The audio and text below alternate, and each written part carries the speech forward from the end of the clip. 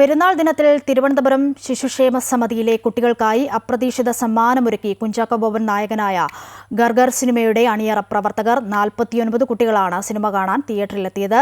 നടൻ അലൻസിയറും ഇവരോടൊപ്പം സിനിമ കാണാൻ എത്തി. അബ്രപാളിയിലെ വെള്ളി വെളിച്ചം മുഖത്തടിച്ചപ്പോൾ കുരുന്നുമുഖങ്ങളിൽ ആദ്യം മിന്നിമറഞ്ഞതേ അമ്പരപ്പ്, പിന്നാലെ കൗതുകം നിറഞ്ഞ നോട്ടങ്ങൾ. ഒടുവിൽ അവർക്ക് മനസ്സിലായി സിനിമ കാണാനായി തിയേറ്ററിലെത്തിയതാണെന്ന്. കുറേ നാളുകൾക്ക് ശേഷമാണ് കളിയും ചിരികളുമായി തിരുവനന്തപുരം ശിശുക്ഷേമ സമിതിയിലെ കുരുന്നുകൾ സിനിമ കാണാനായി തിയേറ്ററിലേക്ക് എത്തിയത്. കുഞ്ചാക്കോ ബോബൻ, സുരാജ് വെഞ്ഞാറമൂട് എന്നിവർ അഭിനയിച്ച ഗർ സിനിമയാണ് കുട്ടികൾ കണ്ടത്. മുൻപ് ഫിലിം ഫെസ്റ്റിവൽ അടക്കം കുട്ടിക്കൂട്ടം കാണാൻ പോയിട്ടുണ്ടെങ്കിലും ഏറെ നാളുകൾക്ക് ശേഷമാണ് തിയേറ്ററിൽ പോയി സിനിമ കാണുന്നത്.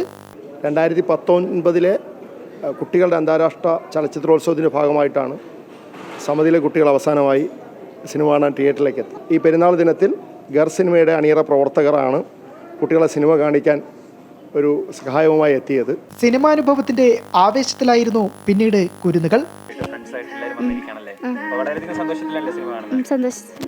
വെറുമൊരു സിനിമയെന്ന പ്രദർശനത്തിനപ്പുറം പെരുന്നാൾ ദിനത്തിൽ കുരുന്നുകൾക്ക് സർപ്രൈസായി സിനിമയുടെ അണിയറ പ്രവർത്തകരുമെത്തി. കുട്ടികളാണ് ഈ രാജ്യത്തിൻ്റെ ഭാവി.